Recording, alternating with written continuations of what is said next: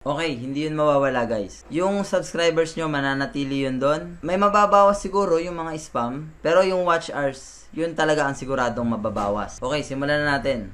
Halimbawa, nag-apply ka kay Adsense, kay Google AdSense ng January 1, o halimbawa, 2019. Mag-e-end ang requirements niya, ang mag-e-end dyan ng January 1, 2020. Yan ang 1 year niyan. Kailangan mo siyang mabuno ng January 1, 2020. Ngayon, kung hindi mo pa siya nabubuno, at inabutan ka ng January 2, 2020, January 2, 2020, hindi yun mawawala yung watch hours mo, hindi yun mauubos, hindi yun mababack to zero, pati subscribers mo. Pero, yung January 1, 2020, kung ilan ang nalikom mong oras doon, ay hindi na isasama ni Google yon o ni YouTube yon sa kabuuang watch hours mo. Bali, ang bibilangin na lang ni YouTube yung mula January 2 January 2, 2019 hanggang January 2, 2020. Maglalagay ako ng ng sketch. Ng draft. Maglalagay ako ng draft para mas maintindihan nyo. Halimbawa, okay, andito na tayo. Nung January 1, 2001,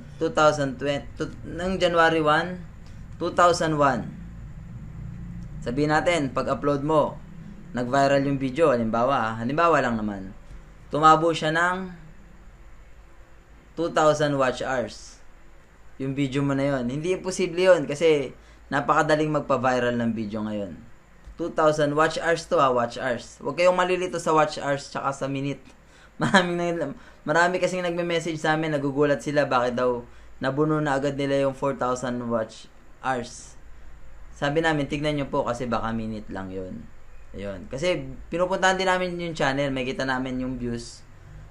Makikita namin yung views doon. Makikita naman namin kasi experience na namin yun. Kung kaya bang, kung susumayin namin, kung 4,000 watch hours ba yun. Ngayon, kung wala kang 1,000 views, hindi aabot ng 4,000 yun. Kaya, nakakalkula naman, lalo na kung matagal ka na dito. Okay, halimbawa, nung January 1, 2019, yung unang upload mo, tumabo agad ng 2,000 watch hours. Masyadong malaki. Sa bagay, halimbawa lang naman to. Tapos yung sa mga sumunod mong upload is hindi naman na ganun ka hindi naman na ganun kalaki. For example lang to Tapos pagdating ng January 1, 2020 is ang naging total lang ng watch hours mo is 3,999. Okay, sabihin natin, bali, kinulang ka ng 1 oras. Nabitin ng 1 oras. Itong ganitong bilang ng imposible mangyari to kasi araw-araw. Kaya lang, gusto kong ipakita lang sa inyo yung picture ba? Kung anong mga nangyayari sa loob nun, sa loob ng watch time natin. Okay. Gusto ko lang, example lang talaga to. Promise. Sana mas maintindihan nyo. Okay. Nagkaroon ka nung January 1, 2019, meron kang 2,000 watch hours. Tapos nung January 1, 2020, nagkaroon ka ng 3,999 total of watch hours. Hanggang dun lang, hindi na umabot. Pagpatak mo ng January 2,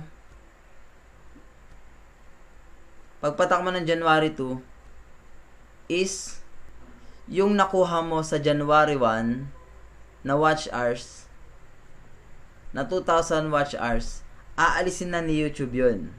Hindi niya na i-count yun. Bali, ang magiging watch hours mo na lang is, pagdating ng January 2, 2019, is, bali magma-minus ka, 3,999 minus 2,000 watch hours. Magiging 1,999. Yan. Ganun ang mangyayari dyan, ka-brothers. yung bawat araw na lumalampas, hindi na isasama ni YouTube. Ngayon, anong paraan para masolusyonan tong ganitong yung ganitong sitwasyon? Kailangan syempre, unang-una naman natin dapat gawin diyan, sipagan natin yung pag-upload ng videos. 'Yon. Ngayon, kapag nag-upload ka ng videos, syempre dapat pag-upload mo ng video, ibenta mo. Ay, hindi naman ibenta. I mean, i-market mo. Ipaalam mo sa community na meron kang video na ganito na sana panoorin nila o kaya dapat nilang mapanood dahil napakahalaga ng video na yon. Ganon. I-market mo ang video mo. Kasi kailangan talaga minamarket natin sa loob ng YouTube dahil napakarami ng tindero dito sa loob. Hindi ka mapapansin kapag hindi ka nagsisisigaw. Promise yan. Naranasan namin yan. Hindi kami umabot ng ganito ng paisi-isi lang. Kailangan talaga. Kung ano yung napagdadaanan nyo ngayon, pinagdaanan din po ng BreaderHoods yan. Kaibahan lang, mas madali na ngayon kasi may mga guide na kayo. Hindi ako maniniwala na na hindi nyo maabot yung watch time tsaka subscriber sa loob na isang taon. Hindi ako naniniwala. Sa dami ng tips and tutorials dito, lalo na sa BreaderHoods. Promise, maaabot nyo yun. Kasi unang-una, nagpapasalamat ako sa mga nakasubaybay dito palagi tsaka napaka-supportive nila. Nagtutulungan talaga lahat. Yun ang malaking paghanga ko sa inyo, guys. Saludo kami sa inyo. Wala kaming ibang masabi kundi yun lang, maraming salamat. Tapos i-market mo kasi unang-una yung magtataho nga, 'di ba? Yung magtataho, mapapansin nyo, nasa lansangan na siya, pero sigaw pa rin siya ng sigaw. Ganun dapat tayo. Kailangan i-market natin yung video natin. Pangalawang tanong, may mga nagsasabi na, BreaderHoods, hindi mo na ako mag-a-apply dahil magbibilang na agad yung Google Adsense. Mag-start na agad yung countdown niya for 12 months. Pwede rin naman, pero ang BreaderHoods talaga, sinasuggest namin na i-apply nyo na, guys. I-apply nyo na. Unang-una, makikita mo kasi dun yung progress mo, kung ilang watch hours na yung nagigain mo, ilang subscribers na nagigain mo. Nakikita mo talaga dun. Kasi yung iba kinakabahan ayaw nila mag-apply dahil daw baka abutan sila. Saka na lang siguro pag baka makakalahati na sila ng watch hours. Ganon. Kasi nga pag hindi ka nag-apply, hindi mo makita yung watch hours mo eh. I-apply nyo na agad. Yun ang payo namin. Kasi pangalawa doon, kailangan ma-motivate kayo. Malaman nyo na, uy, ang saya pala, ganito na lang pala kailangan kong bunuin. Ano na lang pala, 3,999 watch hours na lang pala.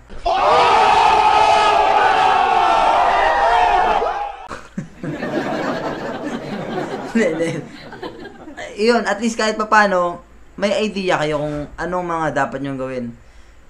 Tsaka nakakasipag kaya yun kapag yung na-challenge ka, yun ang maganda sa buhay yung na-challenge ka eh.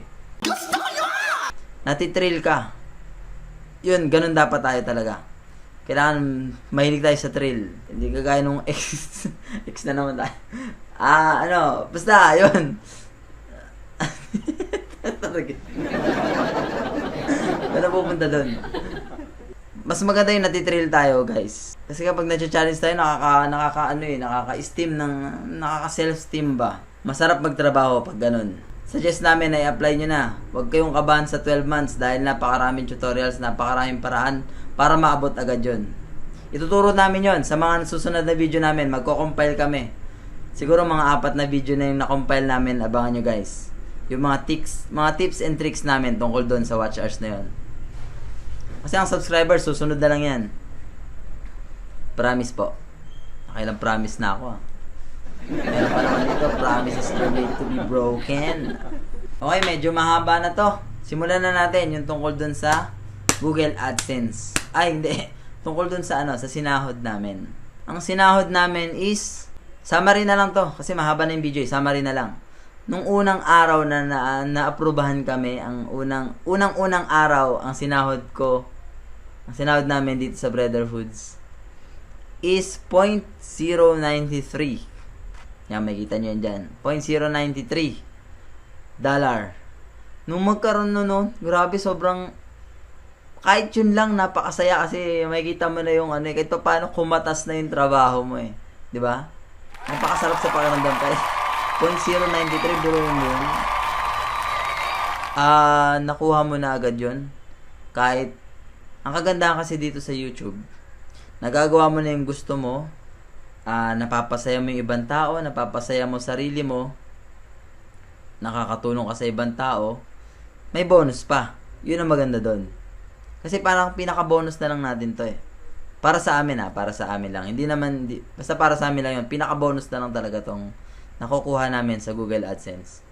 Kasi doon pa lang sa mga comments nyo, mga feedbacks nyo, doon sa mga natutulungan namin, doon, malaking bagay na yun para sa amin. Napakasarap sa puso nun, guys. Tsaka nagpapasalamat kami syempre sa Diyos dahil binigyan kami ng pagkakataon para makasama kayong lahat. Yun. Baka magkaiyakan pa tayo dito eh. Game. So yun guys, nakita nyo na yun kung habang nagwi-withdraw ako. Nakita nyo doon. Tapos, lumindol pa. Lumindol pa habang nagwi-withdraw kami. Lumindol pa doon sa Western Union. Grabe talaga. Nagulat yung kapatid ko. Akala niya may tumutulak sa kanya sa likod. Nakasandal siya sa salamin. Yung pala lumilindol na. Makita niyo yung reaction ko doon. Lumilindol na. Masaya pa. Ewan ko kung bakit. Kasi parang tao masaya pa. Hindi. Masaya ako kahit ganun ang nangyayari. Dahil unang-una guys, yung lindol na yan, kalooban ng Diyos yan eh. Kagustuhan ng Diyos yan. Hindi natin kayang pigilan yan. Kaya anong dapat natin gawin? Siyempre, unang-una magdasal na lang tayo. Kaya naman ako natutuwa kasi nasusunod yung kalooban niya eh. Yun ang pinakamahalaga. Huwag na natin isipin kung paano tayo. Ang importante, nasusunod yung kalooban niya. Tsaka yung lindol kasi din, galit ng Diyos yan. Ano yan? Parusa yan. Yun lang guys. Parusa yan. Natutuwa ako dahil nasusunod yung kalooban niya. Yun lang. Kaya ako natuwa. Kaya ako natatawa ng mga panahon na yun. Tapos, yun, makikita nyo doon si Kuya, nag-inquire, blah blah blah. Tapos, ano pa ba? So, yun. Yun na nga, no? Sumahod tayo, ang BreaderHoods, sumahod ng tumataginting na $131. Convert to peso is 6,675 yata. Hindi ko maalala. Itapon ko kasi yung resibo eh. Basta yun. Yun ang sinahod namin. Yun ang bonus namin. Galing sa inyo yun, guys. Sa hindi nyo pag-i-skip ng ads, maraming salamat po. Kunwari pa kayo eh. Kaya lang naman hindi kayo nag-i-skip ng ads kasi yung mga babaeng followers ng BreaderHoods, kaya lang naman kayo hindi nag-i-skip ng ads kasi nakikita nyo dun mga BTS eh. Mga gwapo eh. Kaya hindi kayo nag-i-skip ng ads eh. Ito naman mga lalaki eh.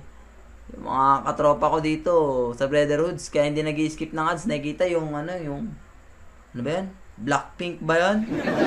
Kayo hindi kayo nag-i-skip ng ads. Kunwari pa kayong nakukonsensya kayo sa gusto nyo tumulong sa amin. Gusto nyo lang panoorin yung Blackpink eh. Tapos yung BTS eh. Hindi naman talaga ako inaabangan nyo yung commercial eh. Ayoko na. Hindi, joke lang. Ano pa ba?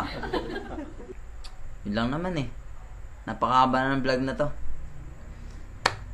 So guys, tuloy-tuloy tayo sa pagtulong natin sa mga kapwa nating small YouTuber na kagaya natin. Yun lang. Huling message. Sipag-sipagan natin guys. Sipag-sipagan talaga natin. Kayang-kaya yan. Kayang-kaya yung mga watch hours na yan. Basta maglalabas kami ng video. 4 siguro yun. 4 na video. Tips and tricks para sa 4,000 watch hours. Kung paano mabubuno yun. Yun na lang. Shout out. Susunod na lang, shout out. Medyo baka maumay kayo sa mukha ko pag nag-shout out ako. Paano maumay na kayo sa mukha ko pag nag-shout out ako eh. So, pang last guys, habang nagtatrabaho tayo, syempre, huwag natin kalimutan magdasal palagi para maingatan tayo, tsaka para syempre, bigyan tayo ng blessings galing sa taas. Yun lang. Lagi magpasalamat sa Panginoon. This is BreaderHoods and I'm signing out. Pala guys, about sa threshold, merong minimum threshold si Google na tinatawag. Yun yung minimum, parang minimum sahod natin, minimum payout natin na pwede nating ilabas o sahurin. Yung minimum payout na yun, o yung threshold na tinatawag, kailangan ang AdSense natin, ang Google AdSense natin, dapat meron ng $100. $100 para pwede na siyang ma-withdraw o ma-in cash. Kapag hindi umabot doon, kahit nakaisang buwan ka na, kapag nakaisang buwan ka na, hindi mo siya pwedeng kunin. Mag-aantay tayo ng isang buwan ulit bago mo siya ma-withdraw. Basta lumampas ng 100, pwede mo na siyang withdrawin sa susunod na buwan pa. Kaya kailangan sipagan talaga natin. Kailangan makuha man lang natin kahit yung minimum. Kasi kapag hindi natin naabot yun, next month pa natin makukuha yung susunod na sahod natin. Yung tungkol sa PIN. Tungkol sa PIN naman, uulitin ko, nasabi ko na ito nung nakaraang tutorial, pero uulitin ko yung tungkol sa PIN, darating ang PIN kapag nagkaroon na ipapadala ang PIN sa inyo. Kapag nagkaroon na kayo ng $10 doon sa Google Adsense nyo. Kapag ipinadala yon, usually tumatagal yun ng 2 weeks to 1 month. Hintayin nyo na lang yun. Kaya dapat tama din yung address na siguradong makakarating sa inyo. So, yun lang naman guys. Wala nang iba. Yun ang nakalimutan ko kasi. Bye-bye. Sige, tatahin na ako. Ano ba? Lumabas na kayo. Tatahin na ako. Ay, nako. Sige na. Bye-bye.